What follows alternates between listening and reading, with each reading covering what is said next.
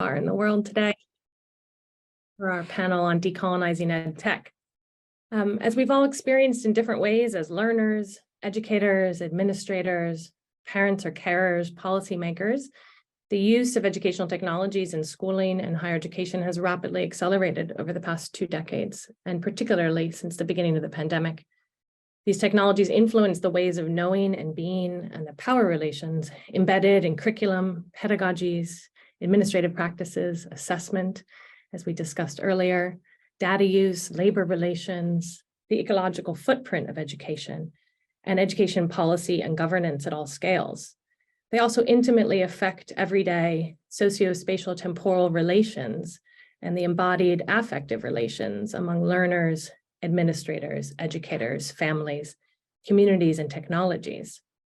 I personally come to our conversation today first as a parent navigating this complex technological world with my child who's on an ed tech app so that I can be here with you today. I also come as an educator and researcher located at the University of Cambridge, what Pia Chatterjee and Sunia Myra call an imperial university, both historically and in the colonial present. It's from this context in my research and my teaching that I focus on the uneven relations of power that constitute racialized and gendered political, in which the intersecting industries of education, technology, and finance come together to shape education through often violent practices and processes of extraction, dispossession, production, consumption, and profit at the heart of these industries.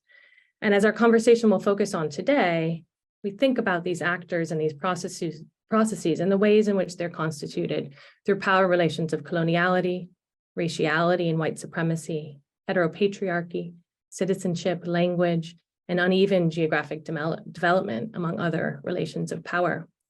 The arc of our conversation today will have a brilliant set of panelists engaging with questions that probe at the heart of these colonizing power relations within EdTech and consider decolonizing transformative knowledges and practices and possibilities within this realm. So we will first begin with Dr. Taskin Adam.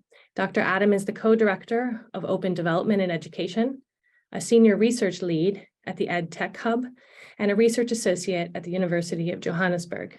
She completed her PhD on addressing injustices in online education and is currently leading the Decolonizing EdTech workstream at EdTech Hub.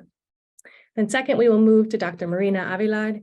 Dr. Avilard is an assistant professor at the University of Minas Gerais in Brazil.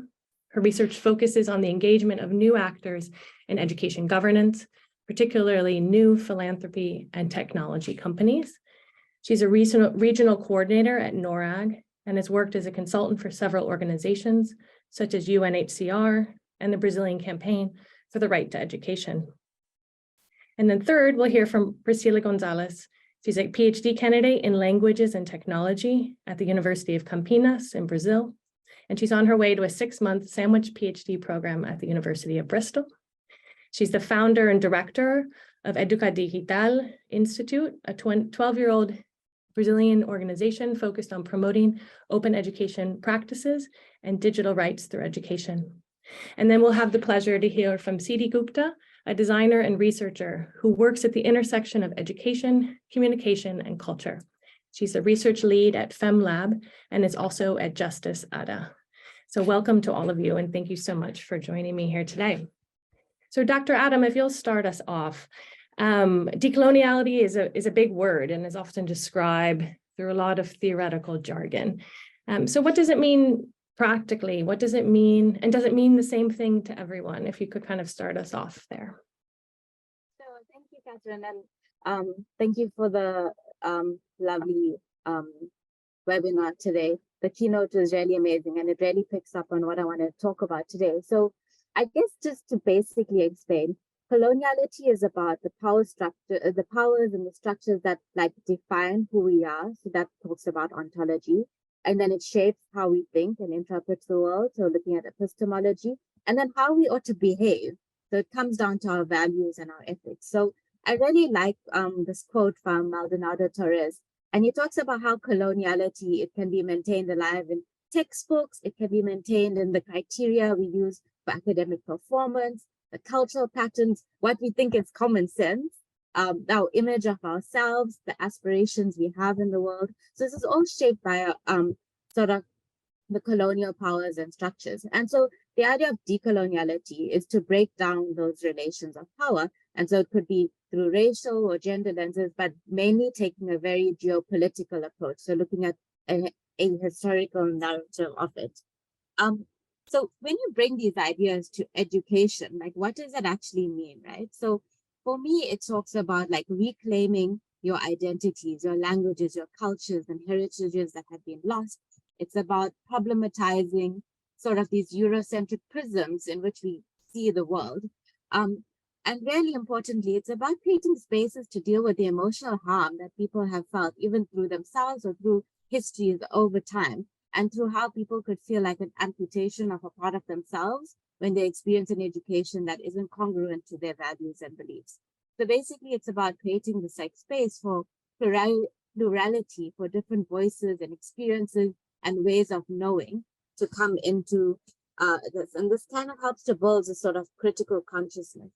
So within the topic of EdTech, I think it's also important to look at digital neocolonialism, which takes this idea of like decolonizing education, but bringing it to a digital space where those dominant powers, they're not one country asserting power over another, but it can also be corporates and institutions or EdTech products that are trying to influence and control. And sometimes it might not be intentional. It just might be in the shaping of the thinking of that product. So I guess the one of the questions that came to the keynote today was about sort of like, you know, can decoloniality be co-opted for white supremacy, for example? And what I wanted to share is like different understandings of decoloniality. And in my research, I looked at asking people the difference between social justice and decolonization and why some people didn't like to use that word. And the basic underpinning is that decolonization, it's not a monolithic thing that groups everyone together. It's a lens in which you can critique the world. And so there will be many different types of, I would say, like solutions or approaches to how to address injustices, right? And those will be complex and even contradictory. So just to quickly tell you about 3 different angles, just to explain this more practically, in South Africa, you have like Africanization, right? Which some people push forward as a complete replacement of anything that is European.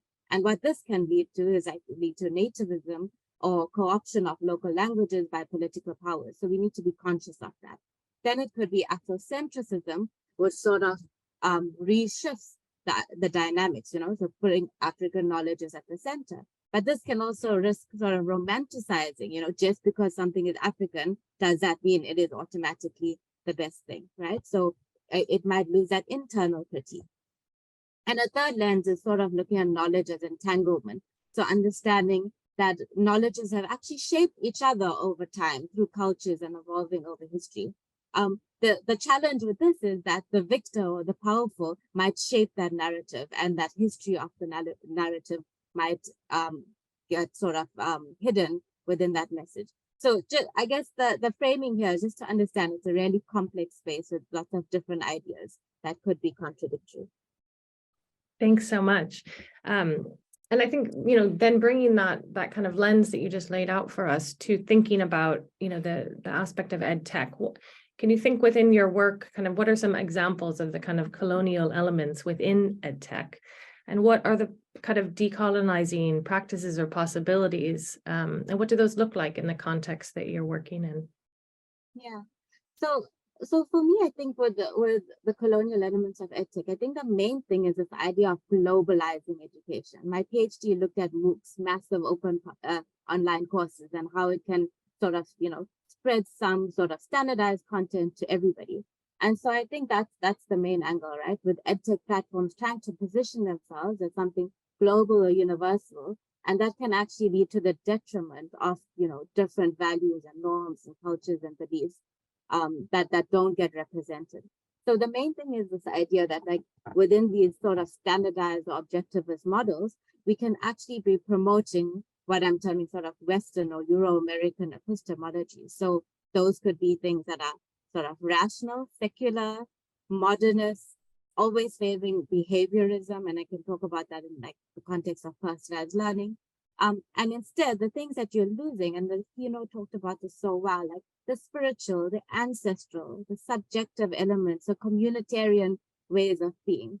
Then there's also the big aspect of dominant languages, right? So which languages are being forefronted?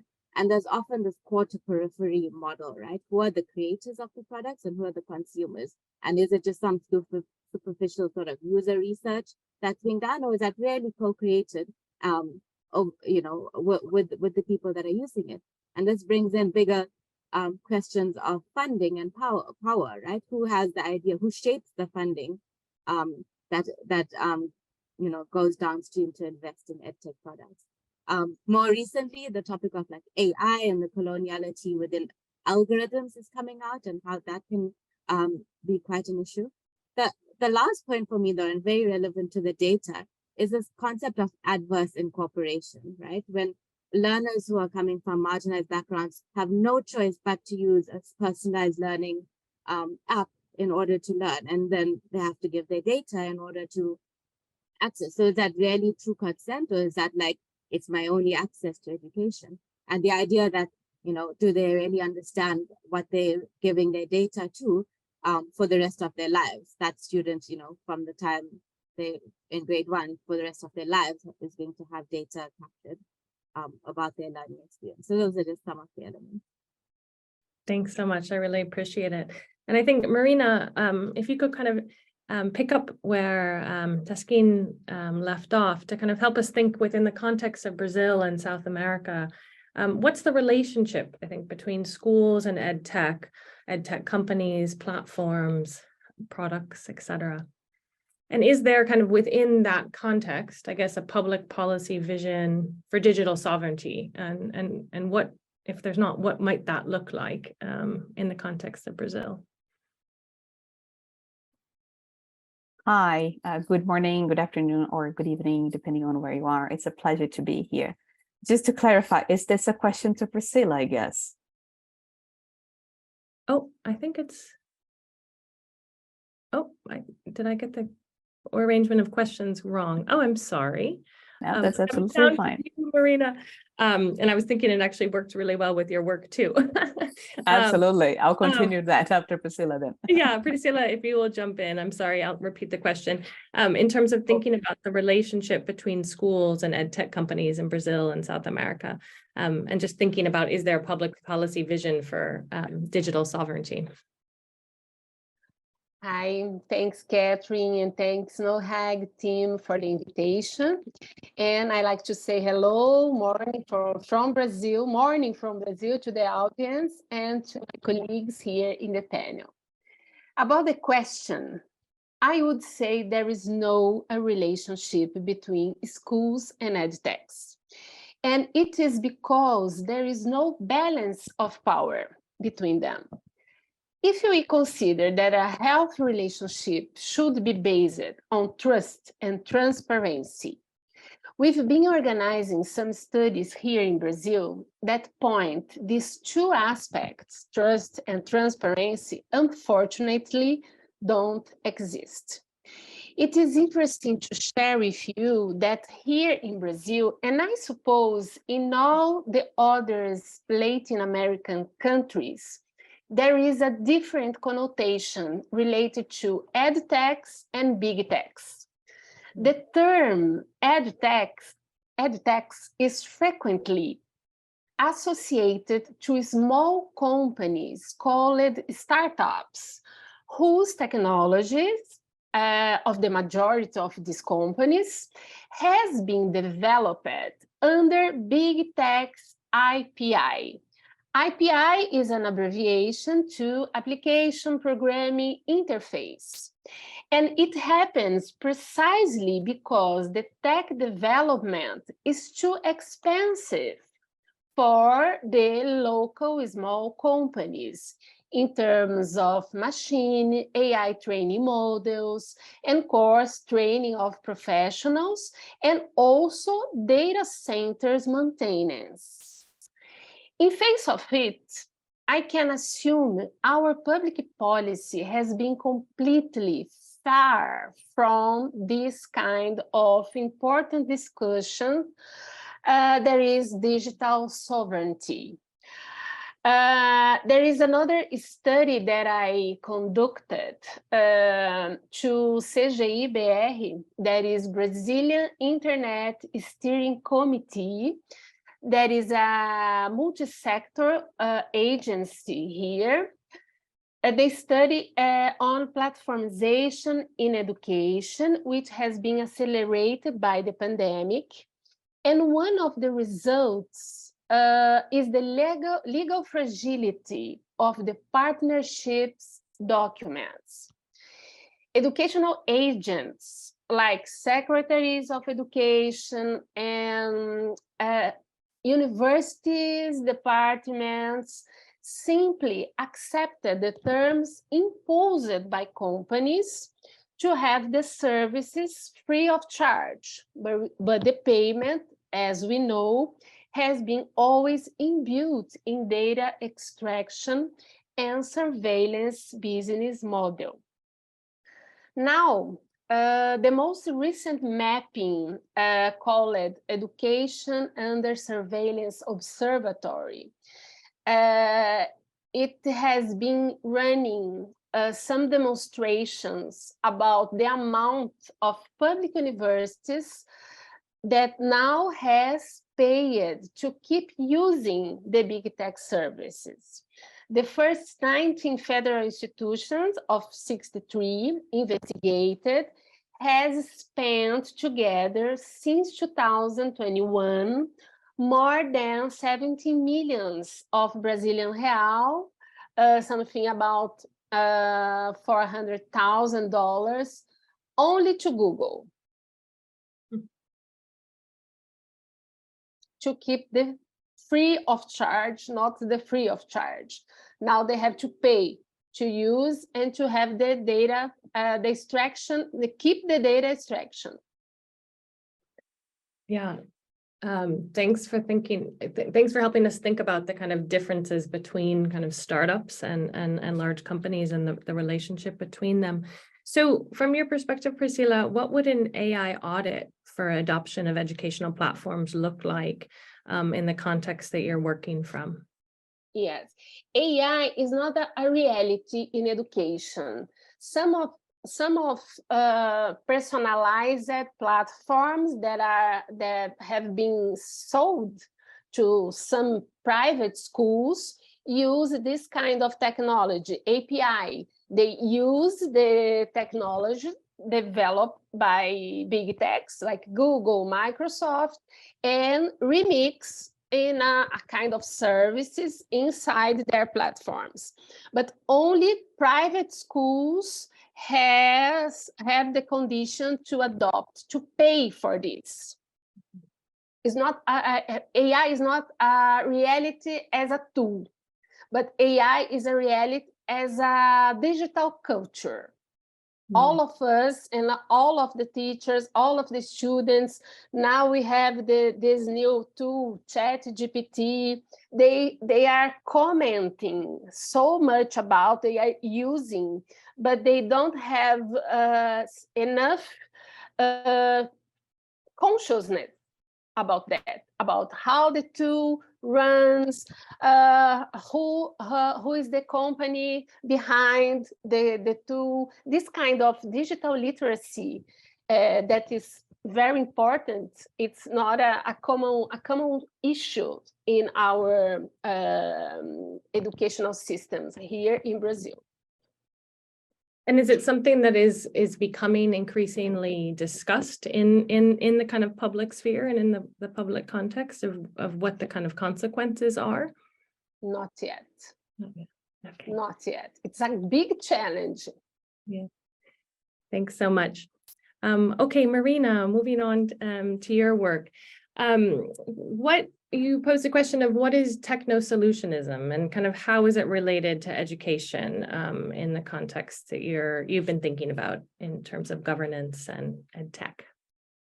Thanks for the question. So Techno-solutionism, to put it simply, would be the belief or the perspective that technology can solve complex issues, social issues, economic, political problems, and that technology can solve them in itself and by itself. So this perspective tends to ignore or bypass broader social, cultural contexts into which those problems arise. So this perspective tends to be a bit simplistic and very optimistic about technology, thinking that technology in itself can bring progress, that it will always be positive, that will bring improvements to social issues, social outcomes. And like I said, it tends to disregard the root causes, and here talking about coloniality, sometimes colonial inheritance and colonial issues that are so complex, they tend to be completely disregarded in this hope that technology will be able to address these issues. And in education, this has been true for so many years. Researchers have been mapping how in history the technology in itself has changed, but the big expectation that this will be able to disrupt education and address all kinds of problems, this has been permanent.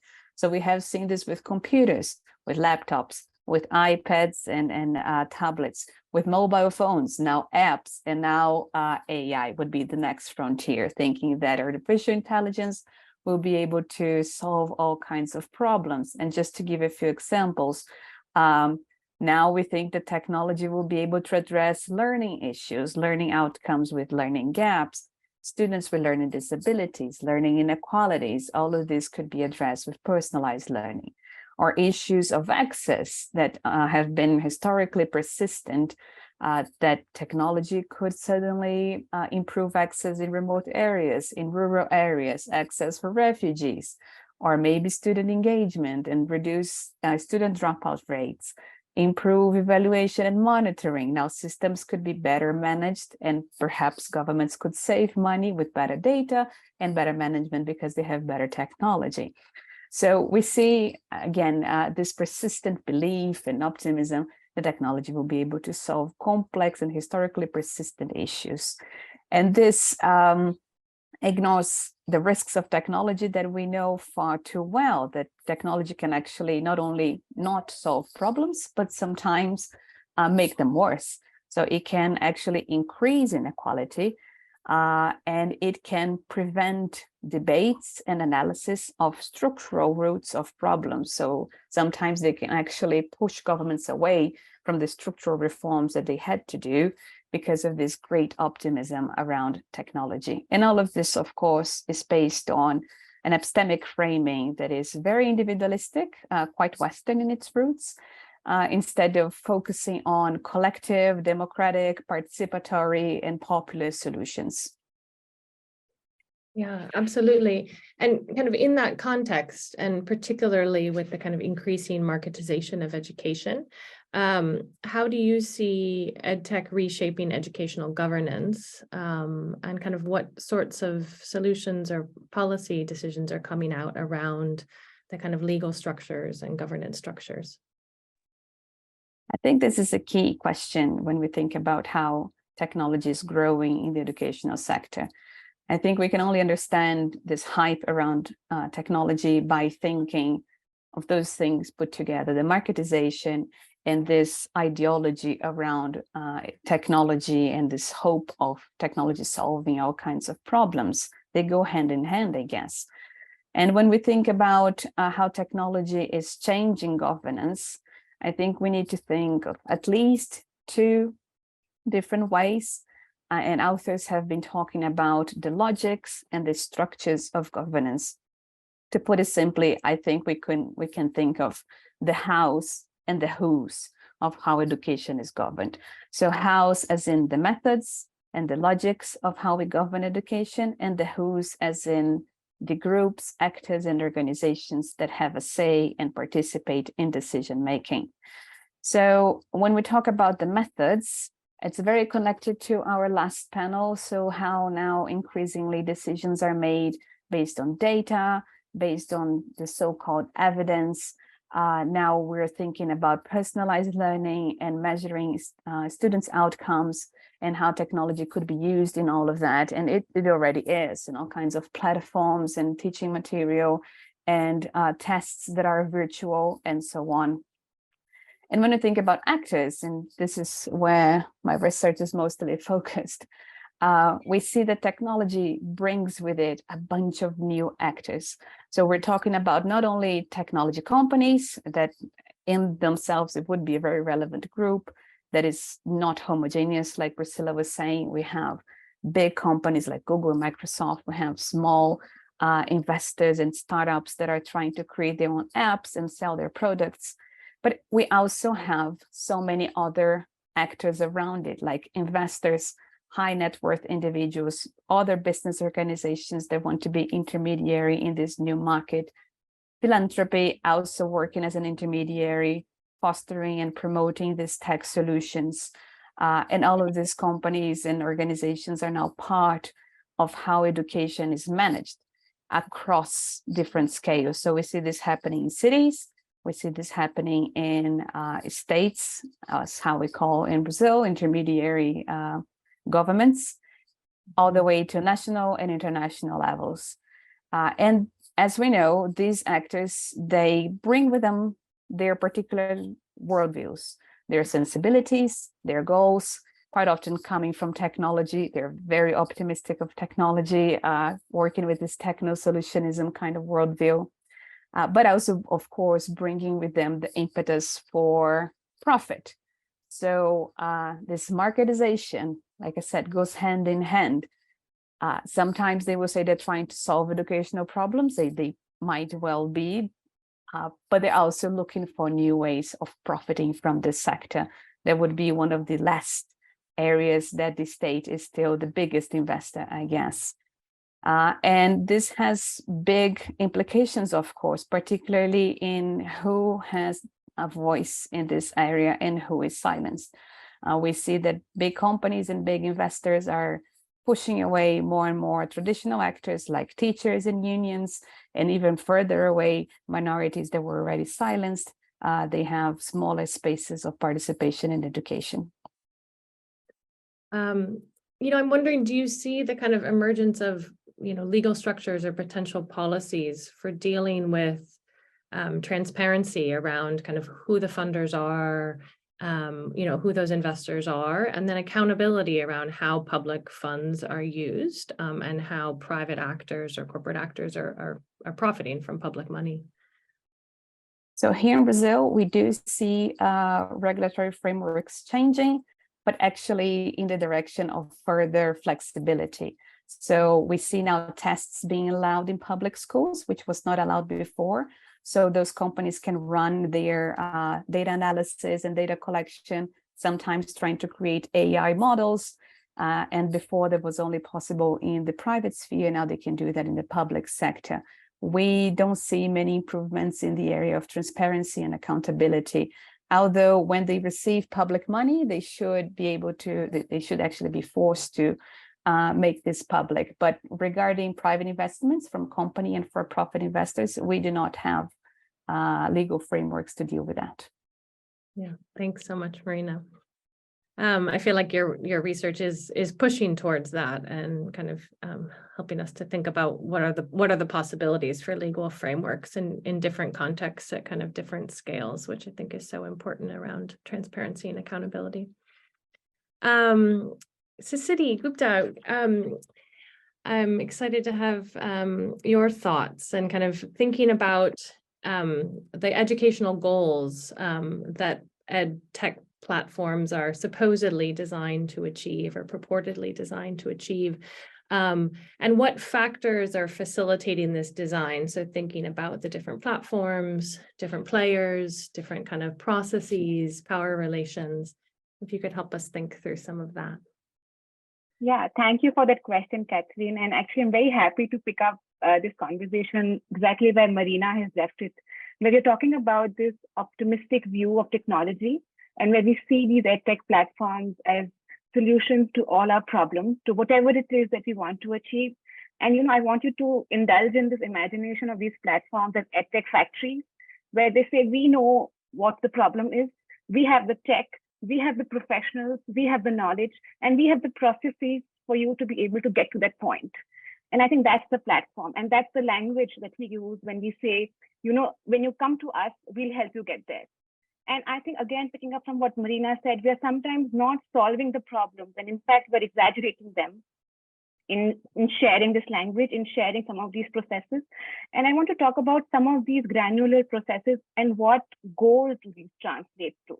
So for instance, when I go to a platform, I ask a question and I'm almost always guaranteed a response. And the educational goal here is that you have to know the answer, whether you understand the process, whether you understand the method or not, but to know the answer is what is important. Secondly, I think some of these platforms are highly regimented, where they have to start at a particular time, they have to end at a particular time. Your entry time, you're removed from the room once your session is over. And the educational goal here is, I think, discipline.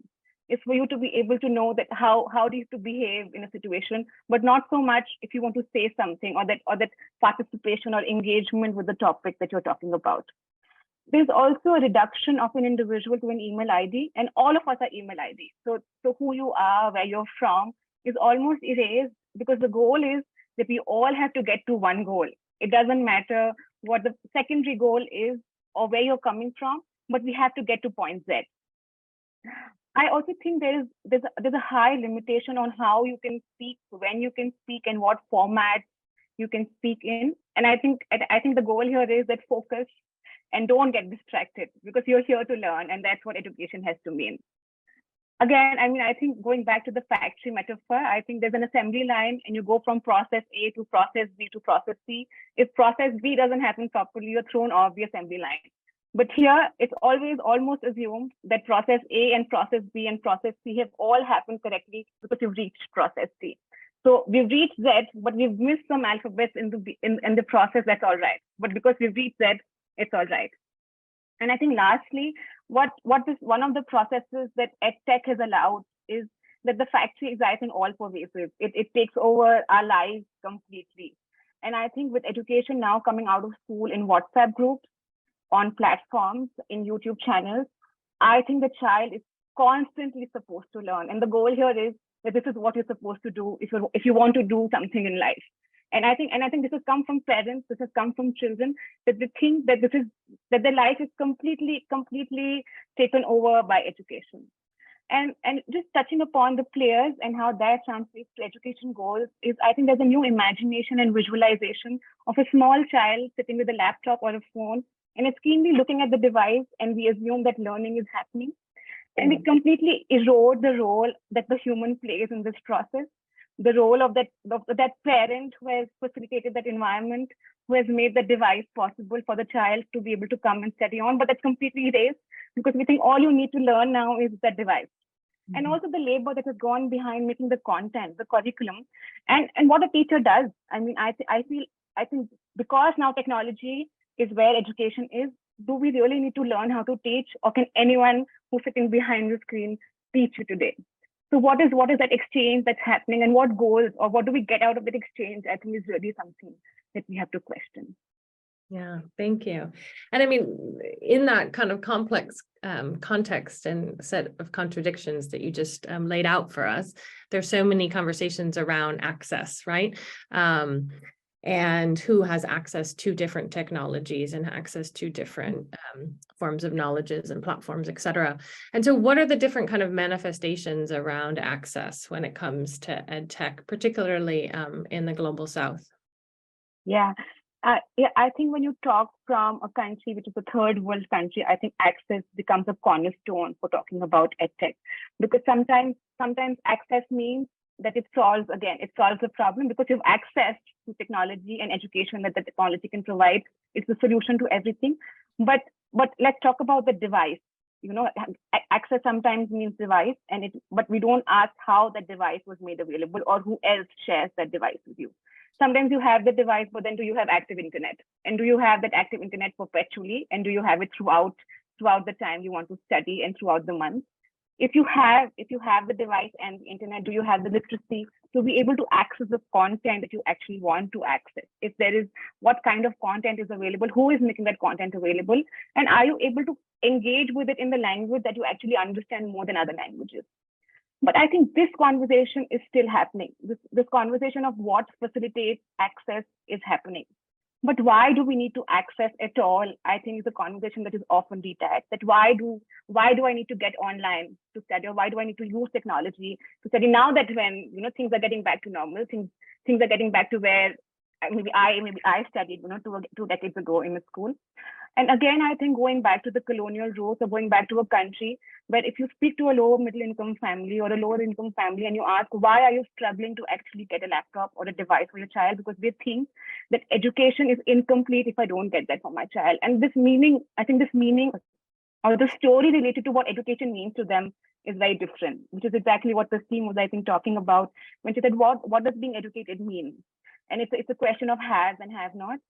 And I want to talk about 2 stories here, 2 very short stories of 2 very young girls who are living in a metropolitan city, who are going to school, who are enrolled in tuition, but still feel the need to use their siblings' phone or their parents' phone to access YouTube videos sometimes. And when I ask them, why, what is the need?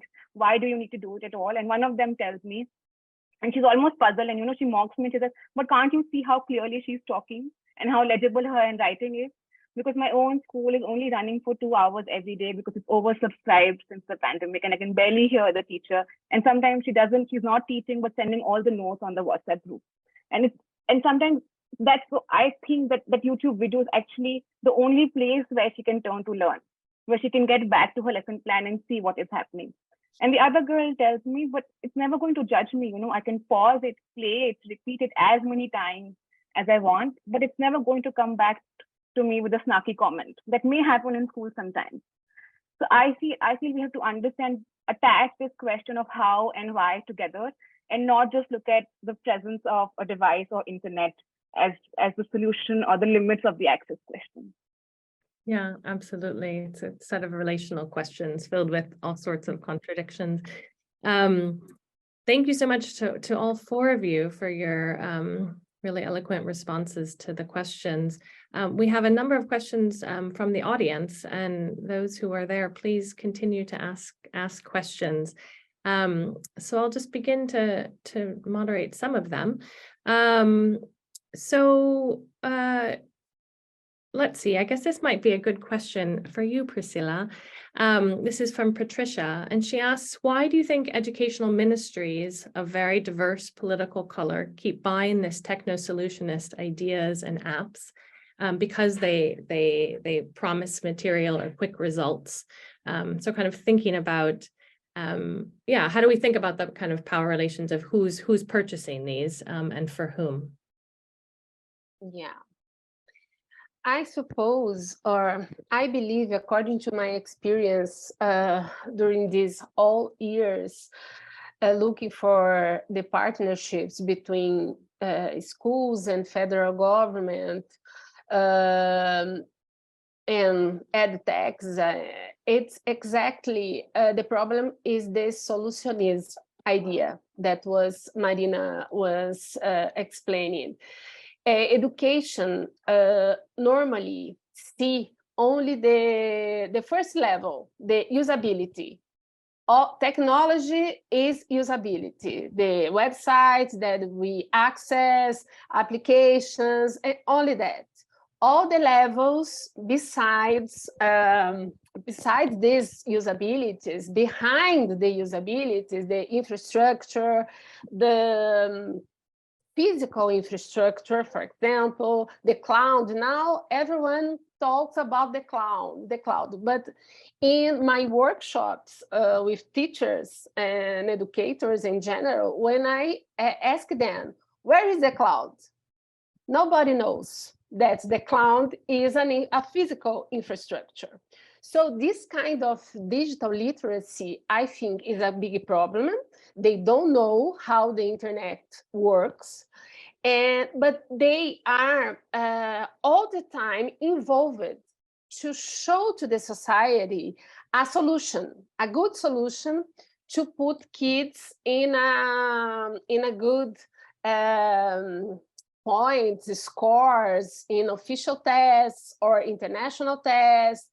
It is always related to a management kind of policy that are running in the moment, but all of them, independent of the parties or a political view, they only see this usability as technology would be only to teach and learn, but teach contents that they think it's enough to kids.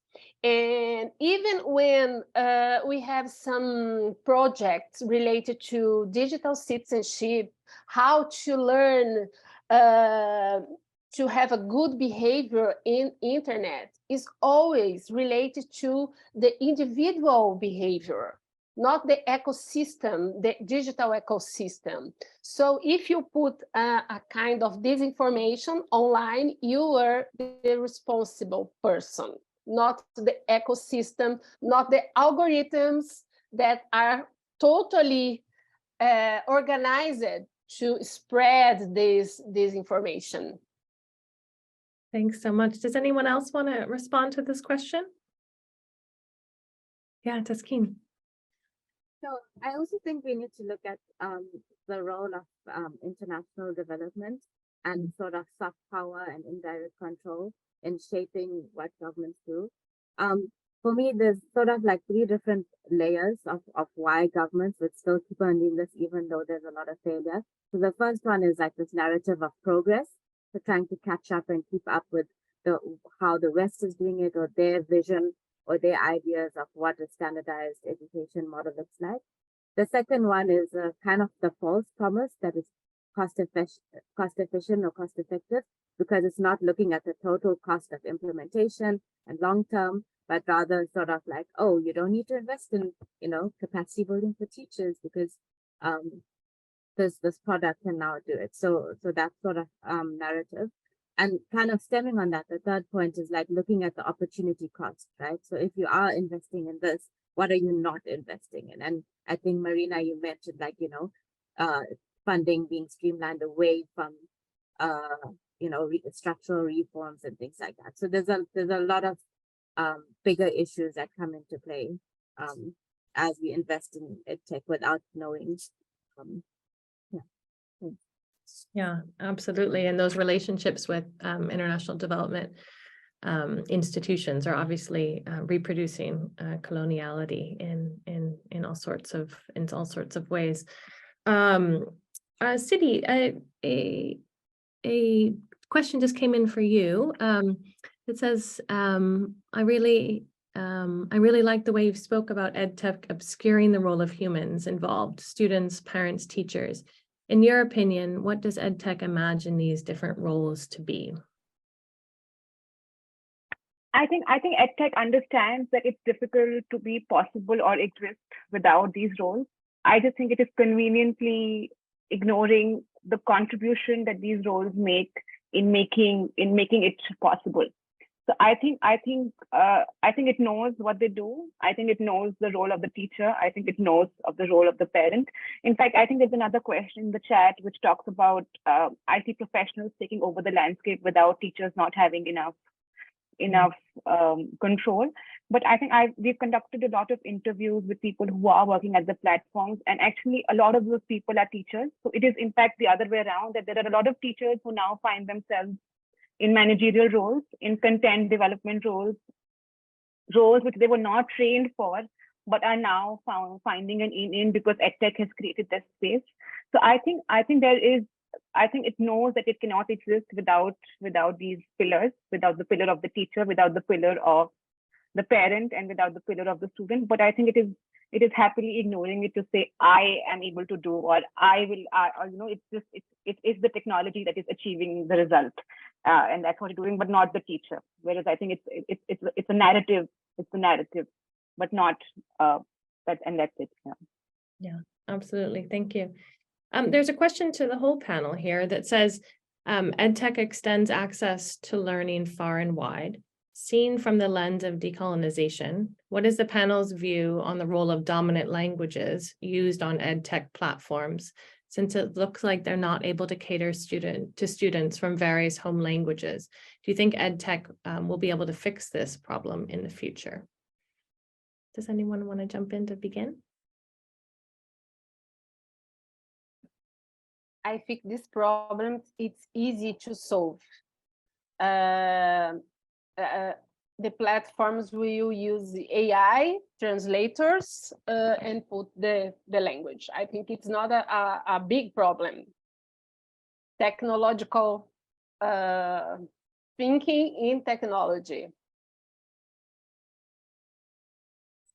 I would say that the problem sort of extends beyond that, because as Priscilla says, that AI can do the job, but I think we need to question the next level behind that, and the fact that why we're bringing this all into this technological space. So what are the non-technological, I mean, even me saying that, right, non-technological, I'm already positioning technology as the thing and the non-technological as the other. But let's think about ways of like embodiment or intrinsic values of learning, the relationship with the teacher. Those are the things that are really getting lost. So when you think about language is not just words. Language is values, cultures, ways of expressing yourself. And that is sort of what could get lost in translation, in a sense.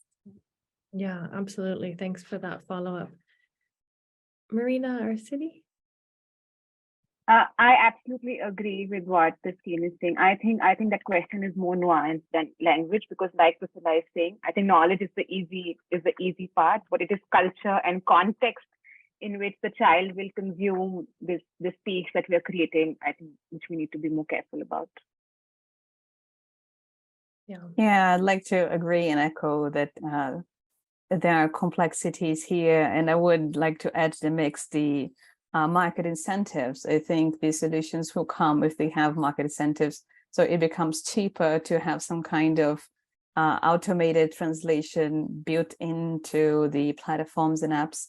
But then there is, of course, the risk that this will be poorly made, because the incentive is not cultural relevance and inclusion, but rather having a bigger market because you have more languages coded into something. And like they said, there are so many nuances that language brings with it, with the cultural aspects of communication. And this, I'm afraid the market might not be willing to address. Yeah. Yeah, and as we know, the kind of biases embedded within AI technologies and platforms, and not to mention kind of forms of labor exploitation behind them, and all sorts of kind of questions. I guess to that note, Marina, I don't know if you want to kind of pick up on this question. So many of the problems, one of the questions asks are such as being forced to give data, for example, in terms of the kind of root of profit, are universal and is rooted in surveillance capitalism. Do you want to kind of help us think about surveillance capitalism in relationship to ed tech and profit making in particular? So yes, I agree that those are dynamics that are bigger than education, as so many of the things we're talking about here. But I think that one of the things that make education particularly interesting for those players, and it becomes particularly distressing concerning human rights, is how there is no real consent to be given in education. Students are held hostages in a way. If they don't use a certain app, they don't have access to the content. They cannot deliver their homework if they're not participating in some kind of platform. So they're forced to participate in those dynamics, and they're forced to give their data rights in a way. And as Priscilla was saying, they don't even have the understanding of what's happening, the data literacy and the comprehension of the dynamics they're embedded into. So it makes the stakes higher, I guess. So like I said, more interest in this because you have such a big pool of data. So companies here, for instance, they're trying to create partnerships with entire municipalities. And in a contract, they have access to the data of, I don't know, 70% of the city. When you think of public schools, where you have the children, the parents, the teachers, and you have access to a gigantic amount of data of one single city, one single contract of a teaching platform. But talking about surveillance, I'd like to hear from Priscilla, because she works with this directly.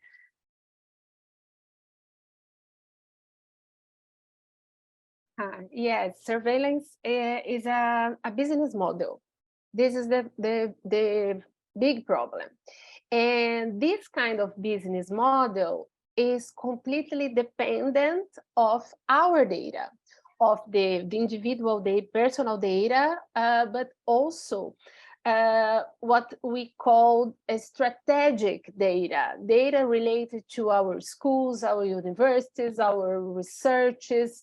Brazil in South Global is territory, so big territory, so many people use all the time these big tech platforms. And besides the institutional documents signed by the governmental institutions, these companies have a kind of colonializing process that is companies or agencies that intermediate the training. They put these companies to train teachers to offer it to the secretaries of education, for example. So the secretaries of education, they replace the professional development that they should do as a right to the teachers to these agencies, only to get a training teachers to these tools. And I would like to share with you, I don't know if we have time, a kind of framework I'm working on. Can I share, Catherine, on in the end of the panel? It is about AI audit. Are we allowed, let's see, share screen. I'm not sure if we can. I can share, but I don't know if it's the moment. Sure, I think this is it. Okay. It is related. It is related with. Are you seeing? Mm-hmm. Are you? Yep. Can you see? Yes. Yes. I'm working on this because there is a kind of discussion among the researchers, not among the people who are running the educational systems, related to audit, AI audit or platform audit in education. And the idea is to turn it in a paper soon, is to the crucial here is to organize a collaborative process in the school or in an educational system to get together administrative management, pedagogical management, and community, families, NGOs, or sometimes associations, teachers' union, to think about this, what would be an AI audit. Considering 3 steps. The first step is understanding. That is crucial. Understand what is data-driven AI, the technology that we need. It is a traditional programming or an AI model. And if it's an AI model, what data does it collect? And how does its data processing work? The second step is deciding how to decide which AI technology is good for us, for our students, and for our secretary or our schools network. And why, not only how, but why and which technology, what value proposition does it bring, what is the privacy and data protection policy to read and understand the terms of use and the privacy policy. And the third step is monitoring. Can the data collection be used by the school or education system? Because in the majority of the situations, only the companies have the data. They don't share the data to the systems. So the educational systems are improving a commercial business, not improving education, not use AI for good. I think it's a good discussion to incentivize in the system, and to monitoring the performance of the technology. The technology delivers what it proposes how to do this, maybe sometimes using a technical device or a technical software, but only a human evaluation to understand in a collaborative way why we need a specific technology in our school or in our system. Thank you so much, Priscilla, for sharing that. It's really, I think it's going to be really important as that rolls out. Just one last question I think is relevant as we kind of wrap up here. And this is from Dustin. How can we make decolonizing education tech relevant to learning designers, learning technologists, and those who work alongside and support teachers and educators? Does somebody want to, Taskin, do you want to jump in and? Sure. I would say, actually, this is very similar to my research topic. So when I was looking at MOOCs, I was actually looking at the learning design behind that. And I think the problem that we often do is we kind of focus on this teaching and learning core. And so when we say learning design, we look at like content, technology, pedagogy, right? The TPAC sort of thing. But in my research, I kind of take a sort of 3 spheres above that. And we look at conceptualizing. So who is deciding what platform to use, for example? Are you know, I don't want to mention names of products, but those products embed certain pedagogical frameworks, right? Are they going to use a social constructivist way? Are they behaviorist in nature? So that initial choice makes a difference. The second layer then is sort of looking at the creation stage. So who's being incorporated? Are learners' voices being incorporated? Are different values and perspectives being brought into that design? And the third one is situating it. So not just looking at what's happening in the teaching and learning space, but the factors that impact the student outside of it, right? And then you come to the actual teaching and learning core, which is what we traditionally call learning design. So, you know, your storyboarding and all of that. And then there you look at what participatory approaches are you using? Are you using a justice as content idea or justice as pedagogy idea, where you can actually benefit from all the learners? Yeah, I think that answers it. Yeah, thank you so much. And do you want to just quickly tell us about the call that you put in the chat? Yes. I think what I want to say, it was an incredibly like difficult and awkward thing to decide. Do you want to make a special issue about decolonizing something, whereas it then privileges sort of this academic process, right? Where that's sort of something you want to dismantle. And the idea like here is that, like, you know, it's sort of